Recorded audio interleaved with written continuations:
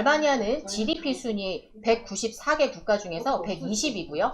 167억 달러입니다. 1년에 알바니아 내 경제활동의 가치가 167억 달러 정도라고 볼 수 있는데요. 하나로는 대략 19조 8천억 원 정도 된다고 합니다. 아프가니스탄이 188억 달러로 117위, 또 알바니아가 167억 달러에 120위, 또 비슷한 수준이라고 보시면 될 것 같습니다.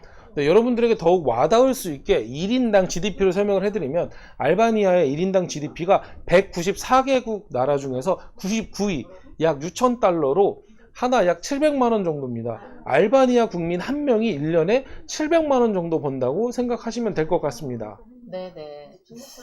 네, 이런 알바니아의 지폐는 레크라고 하는데 200, 500, 1000, 2000 그리고 5000 레크입니다.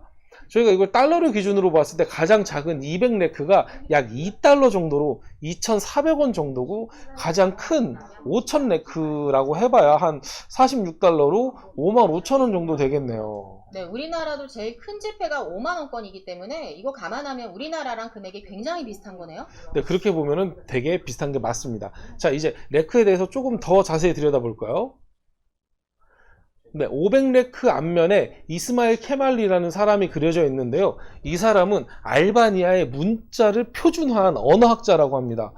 문자를 표준화하셨으면 알바니아의 세종대왕님이신 그렇죠. 거예요? 맞습니다. 네. 또 오스만 제국에서 지배를 받을 당시에 독립운동을 주도하고 독립 후에 임시정부의 초대 대통령까지 역임을 하셨는데, 안타깝게도 오스만 제국에 의해서 암살됐다고 합니다.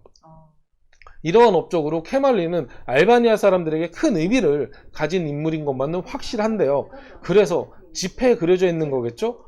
500레크 뒷면에는 케말리가 태어난 고향인 볼로러에 있는 독립기념관이 그려져 있습니다. 자, 이제는 2000레크 한번 봐볼까요? 여기에 있는 이 인물은 켄티우스인데요. 알바니아의 고대 국가인 일리리아의 마지막 왕이라고 해요. 알바니아인들의 시조라고 생각하면 시조라고 생각하시면 되는 인물이고요.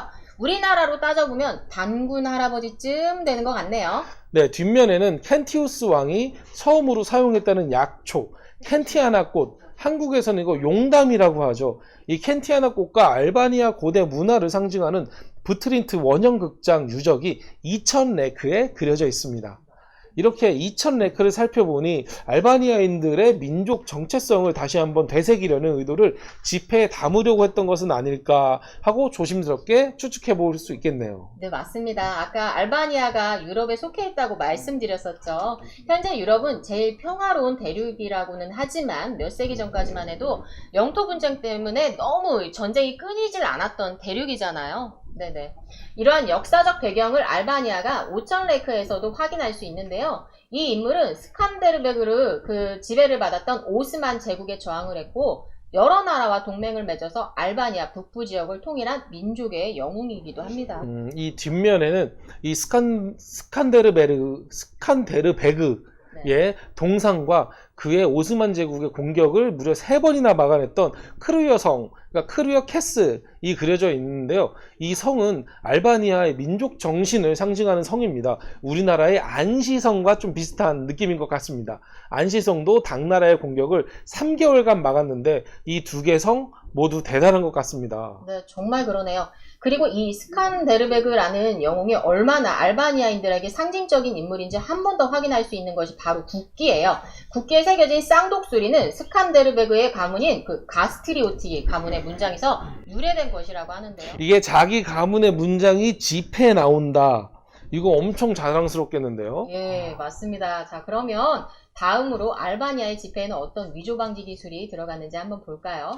네, 첫 번째 위조 방식 기술은 문양을 활용한 기술입니다. 방금 전에 말씀드린 쌍독수리 문양이 모든 레크 지폐의 뒤편에 있고, 이 문양을 기울여서 보면 알바니아 은행의 모습을 확인할 수 있다고 합니다. 네. 두 번째 위조 방지 기술은 지폐 중앙에 은색의 특수 필름 띠가 있어서 일반적인 인쇄 방법을 사용하지 않아서 화폐의 그 불법적인 위조를 방지한다고 하네요. 세 번째 방지 기술은 폴리머라는 플라스틱 소재를 이용해서 지폐를 만들었다는 건데요. 폴리머 소재는 면 지폐와 비슷하지만 물에 또 젖지 않고 재활용이 가능하여 내구성과 위생이 뛰어나다고 합니다. 그리고 플라스틱이라 잉크가 스며들기 힘들어서 위조 방지에 탁월하다고 하고요. 자, 그러면 알바니아의 정체성을 표출하고 또 민족성을 상징하는 인물들을 지폐에 그려냈다. 알바니아의 지폐 그 레크는 여러분들은 어떻게 보셨나요? 잘 만들어진 지폐다라고 생각이 드시나요? 저는 깔끔한 디자인은 정말 괜찮은 지폐라는 생각이 드네요. 디자인 저도 그렇습니다. 이게 과연 여러분들의 생각은 어떠실지 이게 여러분들의 생각을 한번 이제 확인을 해보려고 하는데요. 어떤 거를 원하시는지 그리고 정말 생각하시는 대로 답을 해주시면 될 것 같습니다. 제가 방금 깔끔한 디자인을 가진 화폐인 것 같다고 말씀드렸었잖아요. 2019년도 국제지폐연구소 및 수집단체인 IBNS가 뽑은 올해의 은행권상 수상 경력도 있을 정도니까 저희만 이렇게 생각한 것은 아닌 것 같습니다. 참가자분들이 어떻게 선택을 해주셨는지 확인하겠습니다.